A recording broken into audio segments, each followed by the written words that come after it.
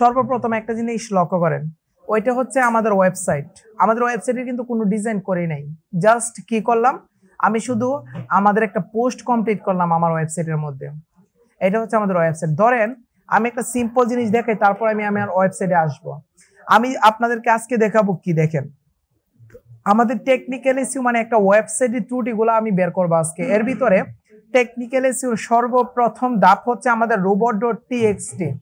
এখন আমি আপনাদেরকে দেখাবো একটা ওয়েবসাইটের মধ্যে robot.txt কিভাবে সেটআপ করব এবং ম্যানুয়ালি কিভাবে সেটআপ করব। নরমালি আমার সেটআপ থাকে, এরপর ম্যানুয়ালি কিভাবে সেটআপ করব এই জিনিসটা দেখাবো। আমি টেকনিক্যাল ইস্যুতে আছি। তো ধরেন আমি cars.com এ আসলাম। আসার পরে এই ওয়েবসাইটের মধ্যে আমার যে এই যে robot.txt আছে কিনা এই জিনিসটা আমি চেক করব। এই জিনিসটা চেক করার জন্য কি করব, এই ওয়েবসাইটে আসার পরে এই ওয়েবসাইটের সাথে লাস্ট টাইম একটা স্ল্যাশ দিব। স্ল্যাশ দিয়ে লিখবো হচ্ছে robot.txt। robot.txt লেখার পরে আমি এন্টারে ক্লিক করব। এন্টারে ক্লিক করার পরে দেখেন কি আসছে এখানে, sorry that page is not here. মানে এখানে হচ্ছে আমার কি robot.txt টা আমার খুঁজে পাচ্ছে না, এই সাইটের robot.txt টা আমার খুঁজে পাচ্ছে না। এখানে কিন্তু প্রবলেম আছে, ঠিক আছে। দেন আমি কি করব, এই সাইটটাকে আমি অফ করব। অফ করার পর আমি এখানে আসব। আসার পর আমার প্রবলেম কিন্তু সলভ হইতেছে না, কি robot.txt কিন্তু কাজ করতেছে না।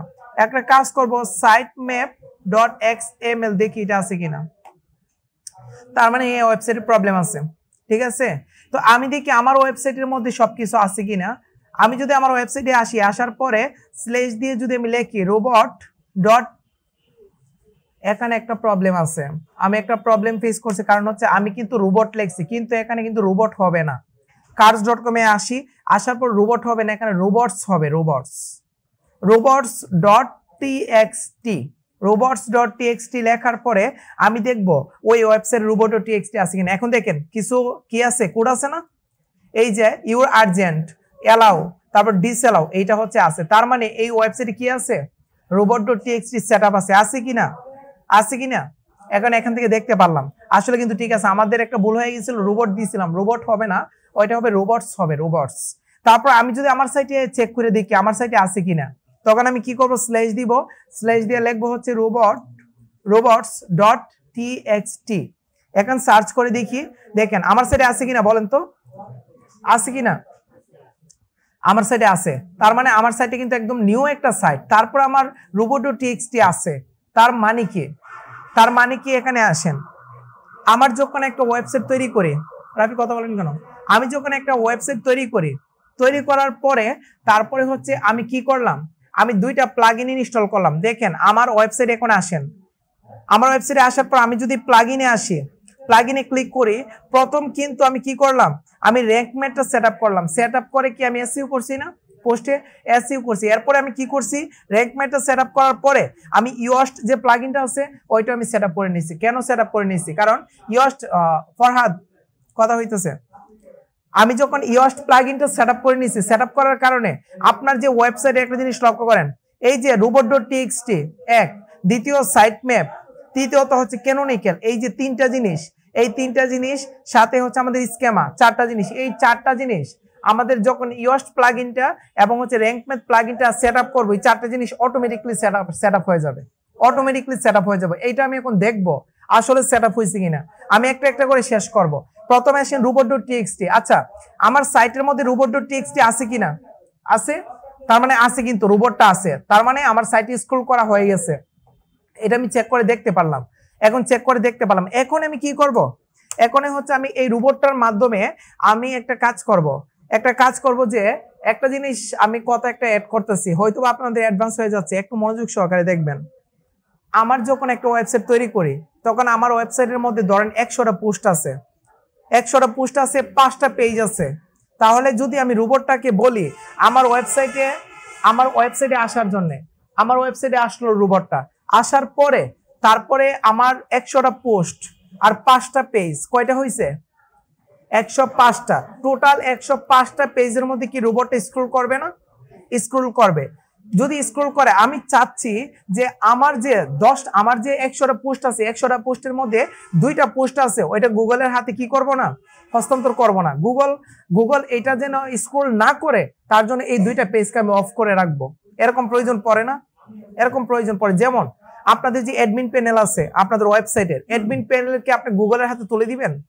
গুগলের হাতে তুলে দিবেন না, তখন এটাকে সিকিউর হিসেবে রাখবেন। গুগলের হাতে তুলে দিলে তো সবাই পাবে। এখন আমি কি করব, অ্যাডমিন প্যানেলটাকে সিকিউর করে রাখবো। ঠিক তেমনি ভাবে আমাদের যে 105টা টোটাল 5টা পেজ 100টা পোস্ট, এর ভিতরে যদি আমি চাই যে আমার 10টা অথবা 5টা পোস্টকে আমি লক করে রাখবো, গুগলের হাতে তুলে দিব না, তখন কি করব, robot.txt যে রোবটটা আছে ওই রোবটটাকে আমি বলবো আপনি সব পেজ ঘুরেন, ঠিক আছে সমস্যা নাই, বাট আমার এই 5টা পেজ আছে, এই 5টা পেজে আপনি কি করতে পারবেন না, স্ক্রল করতে পারবেন না, আমি এলাও করবো না আপনাকে। তখন এলাও না করার জন্য আমার রোবটটাকে অফ করে দিতে হবে শুধু 5টা পেজের জন্য। তখন কি আমার robot.txt এর ভিতরে যাইতে হবে না, গিয়ে আমি যদি প্রথমে robot.txt টা সেট আপ করে ফেলি, তখন এই রোবটটা আইসা আমার ফুল ওয়েবসাইটটা কি করবে, স্ক্রল করবে। কিন্তু আমি যখন রোবটটাকে নির্দেশনা দিয়ে দিব যে আপনি এই 5টা পেজ ব্যতীত বাকিগুলোকে স্ক্রল করেন, তখন এই 5টা পেজকে রোবট স্ক্রল করবে না। ঠিক আছে, তো এই জিনিসটা আমাকে সেট আপ করে নিতে হবে। তো আমি দেখলাম যে আমার ওয়েবসাইটের মধ্যে যখন আমি ইয়োস্ট প্লাগইন আর র্যাঙ্ক ম্যাথ প্লাগইনটা সেট আপ করছি, তখন আমার যে রোবটটা আছে অটোমেটিক্যালি সেট আপ হয়ে গেছে। তো অটোমেটিক্যালি যদি সেট আপ হয়ে যায় তার মানে আমার ওয়েবসাইটে যত পেজ পোস্ট আছে সবগুলোতে স্ক্রল করবে না, সবগুলোতে কিন্তু অটোমেটিক্যালি স্ক্রল করবে রোবটটা। তখন আমি কি করব, আমি রোবটের ভিতরে যাব, গিয়ে রোবটটাকে বলবো আপনি আমার এই পেজগুলোতে স্ক্রল করতে পারবেন না। তখন আমি কি করব, আমি আসবো হচ্ছে আমার ওয়েবসাইটের ড্যাশবোর্ডে। আমি ওয়েবসাইটের ড্যাশবোর্ডে আসার পরে আমি কি করব, র্যাঙ্ক ম্যাথটা কিন্তু র্যাঙ্ক ম্যাথের পাশাপাশি ইয়োস্ট প্লাগইনটা আমি সেট আপ করবো। ইয়োস্ট প্লাগইনটা সেট আপ করার পরে আমি কি করব, টুলসের মধ্যে ক্লিক করব। টুলসের মধ্যে আমি ক্লিক করব। ক্লিক করার পরে আমি যদি একটু ফোকাস করি, টুলসের মধ্যে ক্লিক করার পরে আমি এখানে পাচ্ছি না, দেখি পাই কিনা। টুলসের মধ্যে ক্লিক করার পরে পাইনি, আমি ইয়োস্টের মধ্যে ক্লিক করব, ইয়োস্ট প্লাগইনের মধ্যে ক্লিক করব। ইয়োস্ট প্লাগইনটার মধ্যে ক্লিক করার পরে আমার অনেকগুলো অপশন আসবে। এই অপশন থেকে আমি একটু নিচে আসব, একটু নিচে আসি, দেখি আমি আমার অপশনটা পাই কিনা।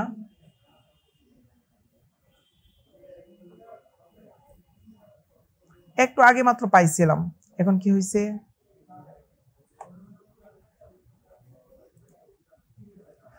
ওকে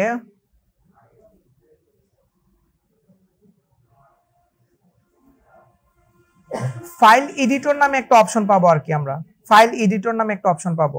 একটু ফোকাস করবেন সবাই, দেখেন পাই কিনা। আমি ইয়োস্টের মধ্যে ক্লিক করব,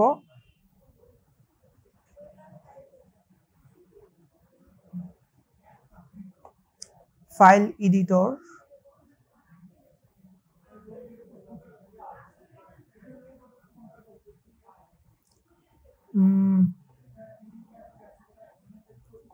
একটু আগে মাত্র কাজ করছিলাম।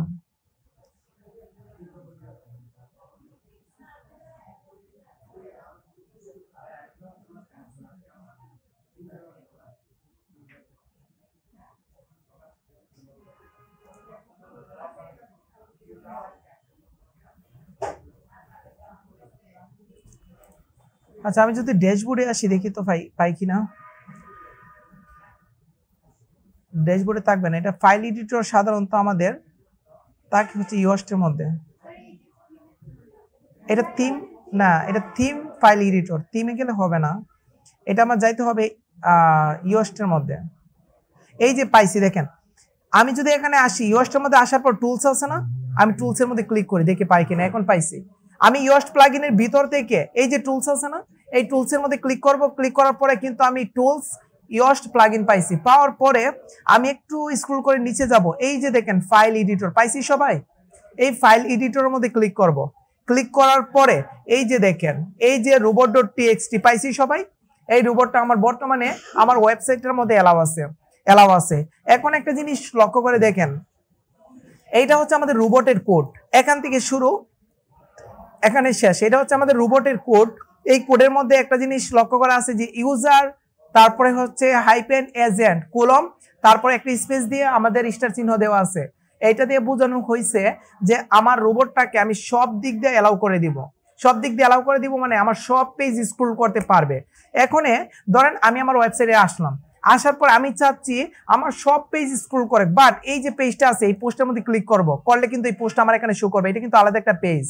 তো এই পোস্টারে আমি চাচ্ছি এই পেজটাকে আমি কি করব, আমি ডিসঅ্যালাউ করে রাখবো, এটা আমি গুগলের হাতে দিব না। তখন আমি কি করব, এই পেজের যে লিঙ্কটা আছে ওই লিঙ্কটাকে কপি করব, কপি করে আমি ইয়োস্ট প্লাগইনে আসার পর দেখেন ডিসঅ্যালাউ নামে একটা অপশন আছে না, এই ডিসঅ্যালাউ আমি চাইলে আবার নিচেও লিখতে পারবো, সেম ভাবে আমি লিখবো ডিসঅ্যালাউ, লেখে কলম দিয়ে তারপর হচ্ছে কন্ট্রোল ভি দিয়ে দিব এখানে। তার মানে আমি ডিসঅ্যালাউর মধ্যে আমি এই ওয়েবসাইটে এই পেজটা দিয়ে দিছি না, তার মানে হচ্ছে কি, তার মানে রোবটটাকে বলে দিয়েছি যে এই পেজটা আপনি ডিসঅ্যালাউ, আপনি এই পেজে যাইতে পারবেন না, এই পেজ রিওয়ার্ডটা দিয়ে দিলাম, তার মানে এই পেজে কি করবে না, আমার রোবটটা স্ক্রল করবে না। তখন আমি স্পেসিফিক ভাবে আমি বলে দিতে পারছি। তো আমাদের ওয়েবসাইটে সাধারণত এরকম কি থাকে, এরপরে আপনি সেভ চেঞ্জ দিয়ে দিবেন, সেভ চেঞ্জ দিয়ে দিলে আপনি যে পেজটাকে নট অ্যালাউ দিয়ে দিচ্ছেন ওই পেজে গুগলটা যাইতে পারবে না। এরকম ভাবে হচ্ছে আমরা কি করতে পারি, আমাদের যে ওয়েবসাইট আছে ওয়েবসাইটের সব পেজকে না স্ক্রল করে স্পেসিফিক কয়েকটা পেজকে আমরা দিতে পারি, আর বাকি পেজগুলোকে আমরা লক করে রাখতে পারি।